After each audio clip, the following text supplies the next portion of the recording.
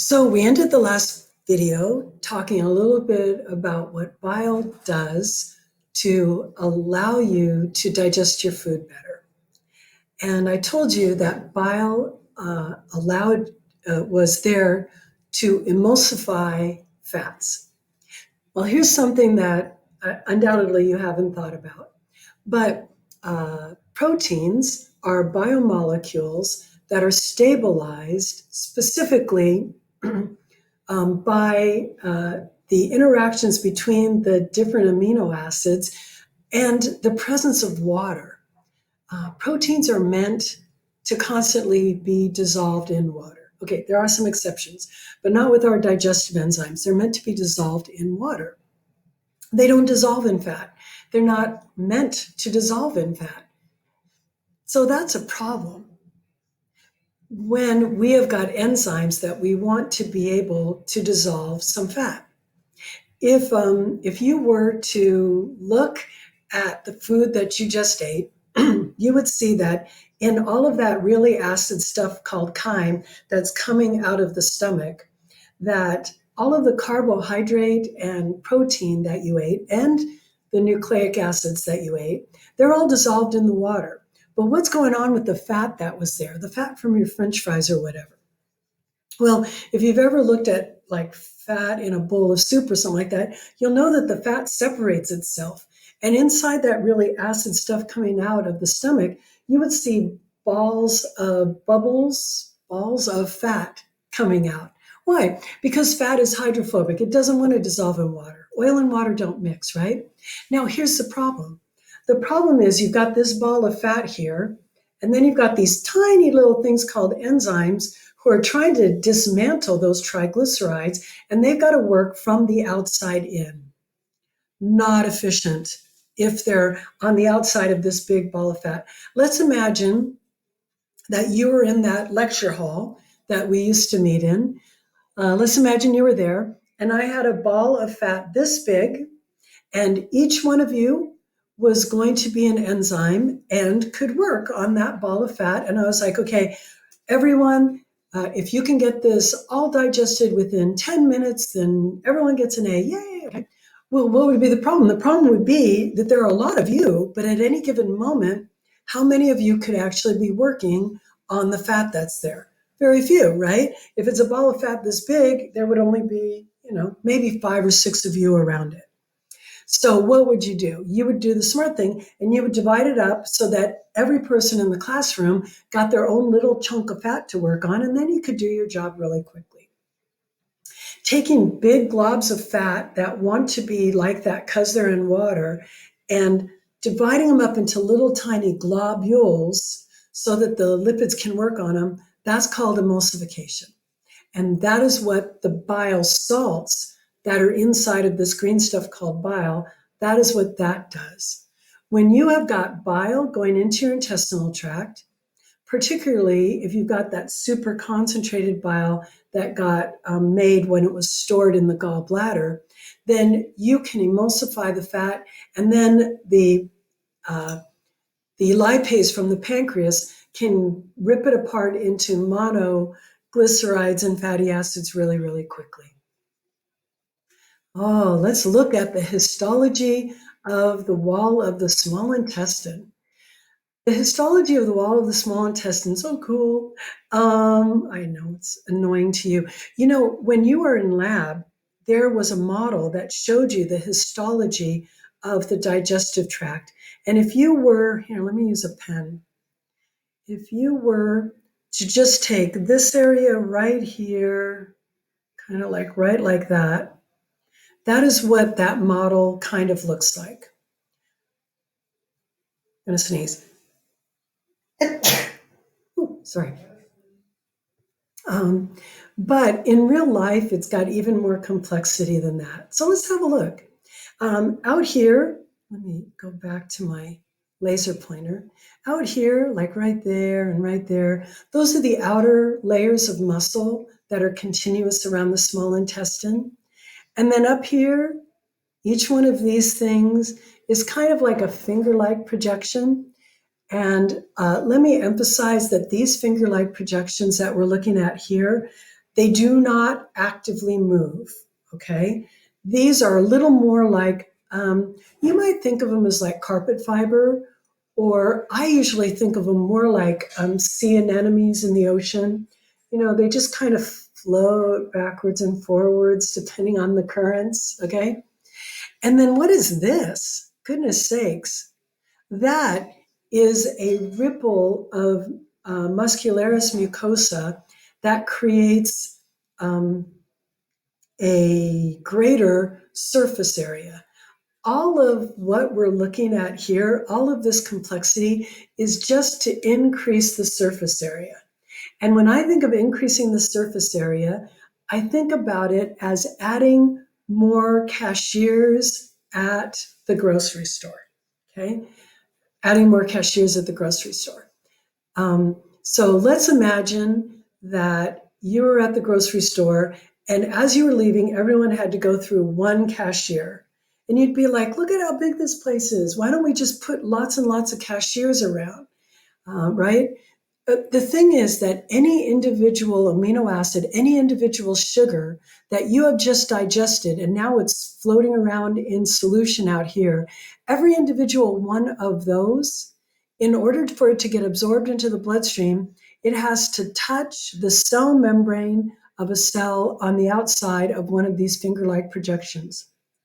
Let's imagine that those cells were lined up, just a flat layer right there. And go ahead and count how many they would be. We'll say 100, okay? If there would be 100 in a flat layer here, now let's make that layer curvy. Okay, now we probably have 1, 2, 3, probably have 500. And now let's make it so we've got these finger-like projections. Well, now we've probably got 5,000, right? And there's even more, right? So if you were to look inside of someone's jejunum, it would look like this. This is when there's no food in there, right? There's no food in there. But you can see that there are these whorls of muscle. That's what these are. They've got a name. You don't have to know the name. And let's zoom in a little bit more. Ooh, if we zoom in a little bit more and we're looking with some magnification at that, then what is going on there? That looks like it's covered with carpet, right?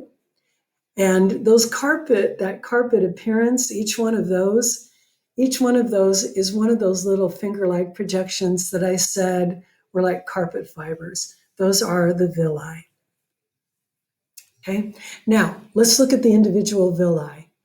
This is a little bit like what you were looking at in your lab model. Each one of these, that is a villus, there is a villus, that's a villus, that's a villus, that's a villus. They're all independent of each other, okay? Each individual villi. And they are covered with a layer of simple columnar epithelium.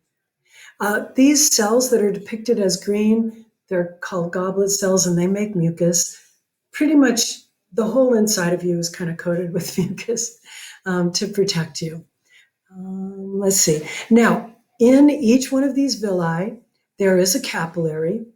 And when you have digested a protein, the amino acids will get, if it touches that cell's membrane, it will get captured and put into the capillary. If there's a sugar that touches that cell's membrane, it will get captured and put into the capillary. The amino acids and the sugars are going to leave in this blood, get gathered up into the hepatic portal vein, go into the bottom of the liver. The liver gets first dibs. Whatever the liver doesn't use leaves the blood in venous blood by the hepatic vein. But what about all of those monoglycerides and fatty acids? When they touch the cell, these cells will repackage those lipid molecules into a special structure called a chylomicron, and those chylomicrons will get put into this central tube. The central tube is called a lacteal, Lacteal, lacteal, and the lacteal is depicted as like a minty green in your lab model. And those lacteals are the beginning of lymphatic capillaries. think we've got something else to look at here. Oh, okay. Now this is just one of those cells. Okay, so like that cell right there, or that cell right there. That's what one of those cells would look like. And look, he's got little tiny villi on the surface, and they are called microvilli. Why? Because remember that no molecule that you've bothered to digest is going to get absorbed until it accidentally touches special proteins on the surface of the cell membrane. The more cell membrane you have, the more cashiers you have to quickly bring in all of those amino acids and sugars and fatty acids into your bloodstream. All right. So the small intestine absorbs the food after it has been broken down into its building blocks. Just a reminder, what are the building blocks? Proteins get broken down into amino acids. Starches get broken down into monosaccharides or sugars. And triglycerides get broken down into fatty acids and monoglycerides.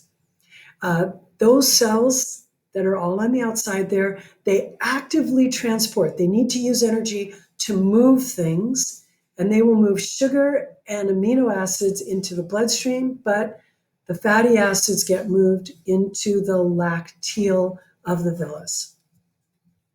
So this is just more pictures for you to look at. The lacteal is very often depicted as green. It is a minty green in your lab model. These are all the simple columnar epithelial cells, and they put sugars and amino acids into the capillaries, but fatty acids get repackaged and put into the lacteal. So let's have a summary of our small intestines. Chemical digestion gets done by enzymes, proteases that can be made by the pancreas, or they can be made by the small intestine themselves. They break down proteins into amino acids. Amylases break down the starches. There are additional enzymes that break down the disaccharides and trisaccharides. They get broken down into monosaccharides and put into the capillary. And lipases break down the fats. And remember, the lipases needed the help of those bile salts that are found in bile. But bile salts, they're not enzymes. No, the lipases are the enzymes. The bile salts, they're not being the enzymes. They were just breaking apart the globular fat so that each one of you guys were the enzymes, each one of you get your own little piece to work on. Oh, and here was one more reminder. Just put me off to the side. Here we have got blood vessels that are picking up blood from the small intestines that is full of amino acids and sugars. And that blood gets gathered up in a vein called the hepatic portal vein. It runs right next to the proper hepatic artery, and they're carrying blood into all of the capillaries in the liver. And so the blood is going, yeah, I just picked this stuff up from the intestinal tract. And, I thought maybe you guys would want to have a look at this stuff and take your pick. And then the liver takes what it wants, and whatever it doesn't use, it allows to leave through the hepatic veins.